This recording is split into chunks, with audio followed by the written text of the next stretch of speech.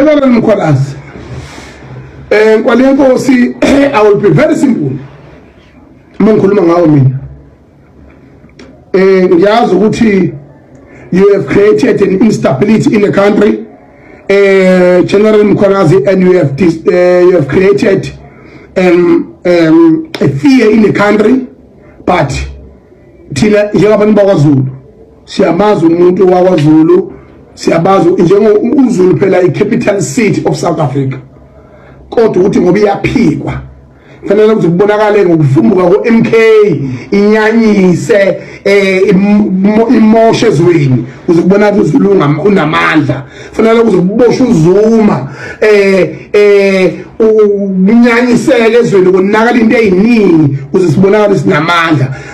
Kodwa belungu ngapha benza izitori ngoShaka Ilembe ezi-advertise okudlula yonke into ekhona phansi komthunzi welanga. Even people who are not born bengamaZulu are the part of Shaka Ilembe, but is the most watched and the most advertised ever in history of television, and is the most watched. Even worldwide, when you land internationally, they ask you, are you the Zulu? When you are saved from South Africa. We are the interest of the nation, and we have an impact. We have a visibility. We may be undermined, but you are doing that at your own risk. We are in charge. That's the attitude that General Mkhwanazi is carrying. General Mkhwanazi njengamanje akazange alingisa abahola abaningi ababakhona politically and in a workplace. Ngifuna ukucaciseke ukuthi politically there is more freedom of expression, and freedom yakho ishifane nathi njengabantu abawumphakathi abayilunga lomphakathi. Hayi nje bathiwa declare sithi singama enemies. Cha ngilunga lomphakathi nje mina. Nami ngilunga lomphakathi. Ukhubazekana ngevoice kanti international. Ngizumleza phela mina. Into eyenzakalayo la ukuthi one mangabubuka ukuthi osopolitiki they have a freedom of expression bawozikhuluma nami kanjani, kodwa umuntu who is employed and appointed like uGeneral Mkhwanazi is a very courageous of him to do so. He reminded me when I was working for SAPC Ukhoze, when I was oppressed ngayo yonke indlela, ngicindezela ngayo yonke indlela, ngadlulundela ngishaba party engabathatha ngabasa ngaba introducer endaweni enkulu ngithi mina acknowledge ukuthi sebephethe lutho abazame bekubone lokho ukuthi nginamandla, amandla amazovumbuka nje ngingaphandle namanje bangandamina kunalokho. They are preaching the gospel ukuthi mina ngiyahlanya. Yes, I do. Yes, kodwa ngendlela ekahle mina ngangibuka. It's up to you how you judge me. Finish. Into ebalekile njengamanje uMkhwanazi kunabakhulu bezepolitiki akade bethi sokhuluma ngalinye langa akaze besho lutho. Kunalokho omunye wabo baningi, omunye wabo baba uJacob Gezekisa Zuma wayelokhu eshile usuku nosuku ehlukumezeka kwa-ANC othi ukhuluma ngalinye langa. Thina salindelane na salindela ispeech somlomo kodwa zange sisithole. Kunalokho sathula i-disaster esikuyona namhlanje eyenzeke ngoMay 29, 2024.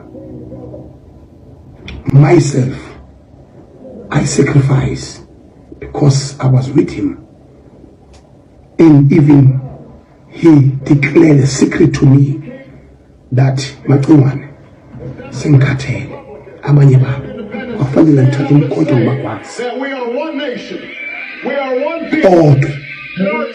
Njengomuntu omdala ukubekezelela konke lokho. I said any option. Makhala minyembezi. He's the witness. Because I knew exactly that history tells us history does not lie because it's a finished sentence.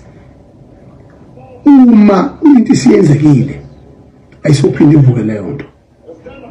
Washo into eyodwa kuphela wasiya actor action speak louder than words. He's spoken more than me speaking right now. Jacob Kezesis Zuma, if it was Jews, the MKP, and the MKP have destroyed the whole South Africa and the whole African continent. Doesn't matter what the MK in Enganani, doesn't matter MK is chop and changing, doesn't matter MK has been looted by VPS, Floyd Shivago, doesn't matter, but the purpose of the introduction of the MK, he have distracted the government of South Africa, have distracted the government of KwaZulu-Natal. We have no country right now. And Mkhwanazi came exactly at the right time. Njengamanje, I want to tell you, my people, and tell you without fear or favor, without fear ukuthi ngafa ngenjani anginendaba oselele ujabule ngeke savuke. We got a record yokuthi ufa is a permanent solution. Wehluleka abaIsrael beqhambela amanga ingane yabantu eyayihlanyela lethu uJesu bethi ivukile ayikho namhlanje. Lokho siyakwazi nje it's clear ukuthi make wafa uphinde uvuke. Kodwa losala zabadabule emanqobeni.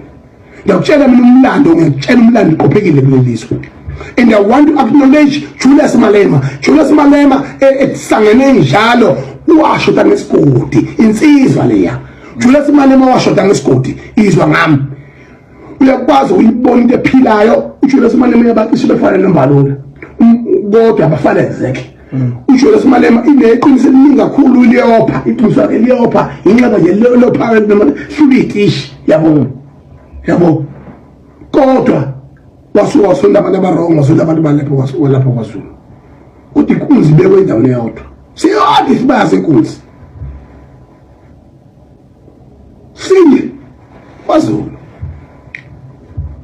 usonda thina uyophilaphi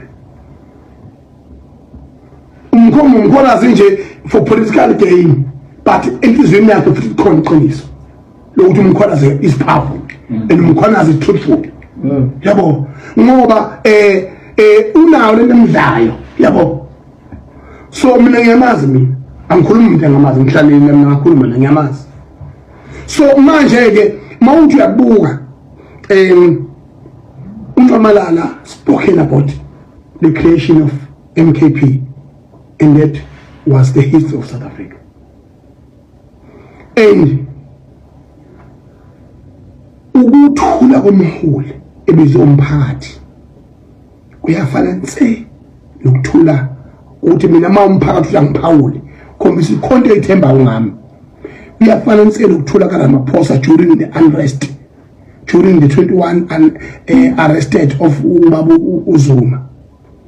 Ilapho mina ngathatha khona ubuwa umongameli wezwe ngalithatha ngobutsizwa nje ngalithatha ngumbu ngalithatha izwe ngoba ubaba wethu wahlukene eyodwa noSiril Ramaphosa ukuthi asho ukuthi cha uyakwazi konke lokho kwezekilile umthetho awudlala indawo yawo kodwa ayi ubuhlungu emoyeni futhi uphatheke kabi futhi bengafanele kwenzeka ngoba the age ka 82 years by that time noma abathiwa wenzeni emhlabeni ungaphosi kumthunzi welanga i-age yokuphuma ejele hayi yongena ejele kodwa bona baba nesibindi sokuvumelana ukuthi bathathe umsholozi bamfake ejele. This way is what began. Namanje ke kunenkinga eziserious ezweni and zonke zi-involve crime. I-crime engena economy ngoba ngisho sebeyitholele lo mali babuyela back i-private sector akekho umuntu ona ngishama tissue lokushidaba okumuntu omnyama onange ngama conflicts noma othi ukhiqiza amathawula noma ukhiqiza indwangu thize kwaleli ibhayile lezwe lethu ikhiqizwa abamhlophe namaSulumane ibuko zonke lezi hawu thina nakho kuphela lesikwazi ukwenza nakho sitisha ngohala uthenga ubelungu. It's an insult to the entire nation. Mkhwanazi umlando wakho mfuthu uyawazi awuqala ukuba vocal awuqala ukuba strong waba strong during 2011 umlando wakho nje wo1990 ungena emsebenzini wezalwezane sokuxoxa ngelanga kodwa kubalekile njengamanje ukuthi mina nginikeze likhulu ihlombe bafethu uyena ke umkhwanazi insizwa futhi engenalo irecord lokuthi yake yenzani esihambisana nakho nesingahambisani nakho kodwa kuningi kakhulu esihambisana nakho eyakwenzayo thina siyakubonga iyakwazi ukubhekana ngqo nezigebengu mayisigebengu kufanele siyawaguqanyawo sihamba siyawaguqanyawo uma kufanele isigebengu ukhulunyelwe naso phansi siboshwe siyaboshwa kodwa naye futhi akayiphethe umkhwanazi futhi naye akayiphathele uphethe nabanye abantu asebenza nabo abanikeza ama opportunities to lead yebo ubaba umkhwanazi ubaluleke ngendlela ezisimanga empilweni zethu nasemlandweni wezwe lakithi njengomuntu okwaze ukubaphuphula ngomsebenzi wakhe emihle as a commissioner waKwaZulu Natal ukuyeke uba u-acting commissioner eNingizimu Afrika yonke akekho ongaziyo ukuthi umnsizwa makubo kwaZulu okusho ukuthi amathuba amaningi obugebengu futhi nabazoba khona futhi kwaZulu namanye amathuba enzeka kwamanye ama-province angenzeka futhi athinte futhi nabo abantu bakwaZulu so ngalokho ke ngiyaqinisekisa mina ukuthi umkhwanazi mina ngesingami he never done anything wrong regarding ukuthi aphumele obala ngoba ngiyayazi lento yokusebenza ekwazi ukuthi u-exhaust all protocols and mawuhamba emagagasini uhamba wehle wenyuka uhamba unqonqoza yonke eminyango nama-office vele into eyenzakala uyakhuzwa nje uyakhuza ukhuduku uyakhuzwa hayi igcwele wonke ama-passage nawo bayazi abantu abasebenzayo mina ngiyatshela iqiniso manje ukuthi kunabantu abasema-ofisi njengamanje oxoxele ukholikhi wakhe ukuthi unenkinga neboss ethize noma ne-deputy boss noma ne-manager ethize kwi-section yakhe